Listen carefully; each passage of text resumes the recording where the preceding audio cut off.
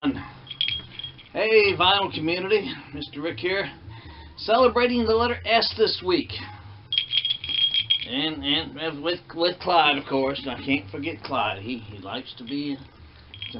Clyde says he's found himself a girlfriend.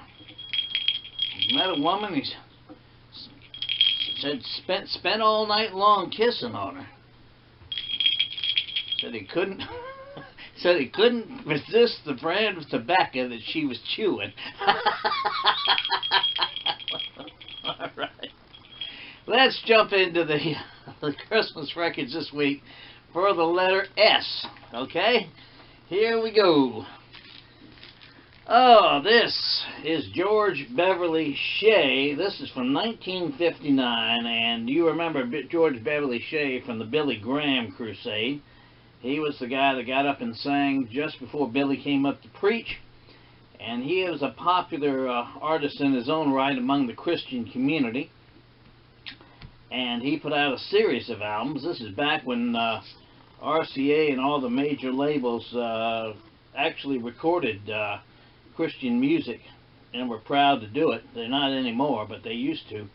And this is his album from 1959, Christmas Hymns, and that's exactly what it's about. The hymns of Christmas. And we'll jump over to the country. This is Ricky Van Shelton's Christmas album, and a good one. He's got a lot of good songs on here. And this is Ricky. Here's the back of the album. It's got a nice painting. He evidently does a lot of painting. He's pretty much retired from country music now. He was popular in the 80s and 90s. Ricky Van Shelton sings Christmas. And this is an album that doesn't have a jacket. It's called Season's Greetings, and it's a Columbia effort. And it's got Mitch Miller and Johnny Mathis and Bing Crosby and the Norman Loboff Choir and Percy Faith and several others. It's from the late 1950s. Here's Frank. This is a compilation of his Columbia Christmas 78s from the 1940s. He was on Columbia Records from 1943 to 1952, I believe. And he recorded a lot of Christmas records, of course, during those years. And this is a combination of his Columbia stuff. And then we get up to I believe this is 1957, and this is Frank and a Jolly Christmas from Frank Sinatra.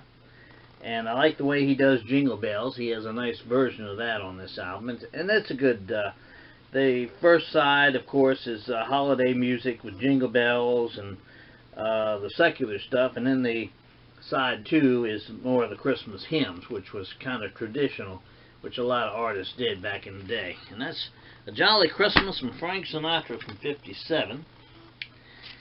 And here's a compilation of 12 songs for Christmas. Bing Crosby, Frank Sinatra, and Fred Waring and the Pennsylvanians, and they all take a turn singing several Christmas songs on this album. It's a Christmas season filled with joy and warmth, and most of all with the 12 songs of Christmas. What it says on the back there. And I think it was the Old Goat that showed this one not long ago on his Christmas video. This is Kate Smith. This is an original 1959 recording of the Rondo record. She was popular, of course, in the 40s. God Bless America. If it weren't for Kate Smith, we wouldn't have that record. She is famous for that, and that's what really brought her to fame. It's an alright album. It's not bad. If you enjoy Kate Smith, she did have a voice and she could sing. One of my favorite singers. This is Jo Stafford, and I enjoy her music a lot. She had I love her voice. She had a baritone kind of voice for a female, and I haven't really had a chance to listen to this album yet. But Happy Holiday is the title of it, and it's got a lot of the Christmas stuff. It's from 1959, Jo Stafford. And then we have Ski Trails from Joe. And this is more or less a... Dean Martin did the same thing about a few years later.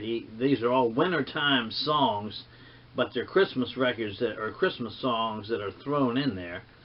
And she has Winter Wonderland in it, and Sleigh Ride, and oh gosh, Let It Snow, Let It Snow, Let It Snow. Just a bunch of wintertime songs. And Dean Martin did the same thing on an album, which he called Wintertime Romance. And this is Joe Stafford's version of Ski Trails, is what that's called. You country fans, here's George Strait's Christmas album. This came out in the 1980s. And of course, as far as a country singer, he was very, very popular, and still is. I don't understand, he's still out there performing.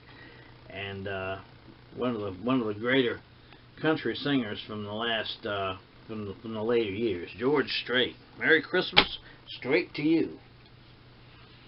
And here's Barbra Streisand's Christmas album from I believe it's 1970. And she does a good job on Jingle Bells also. She has her own version of Jingle Bells, the way she sings it. And this is a very good album too. I like the Oh Little Town of Bethlehem that she recorded. That's a very pretty. She does a very good job on that.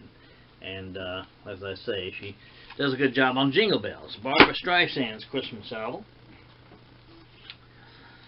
And here are the Statler Brothers. This is from 1975. The jacket's not in very good condition, but the record is. And this is a Christmas card from the original Statler Brothers when they were... only two of the people were named, were brothers, and they got their name Statler from a box of tissues. And that's how they took off in 1965. And this is their first Christmas album, a Statler Brothers Christmas card. And last but not least for this week, The Sound of Christmas. And this has got Bing Crosby and Dinah Shore and Nat King Cole and, gosh, Tennessee Ernie Ford's on it and several others. And it was one of the compilations that they put out from the Sounds of Capital. And that's a good listen also.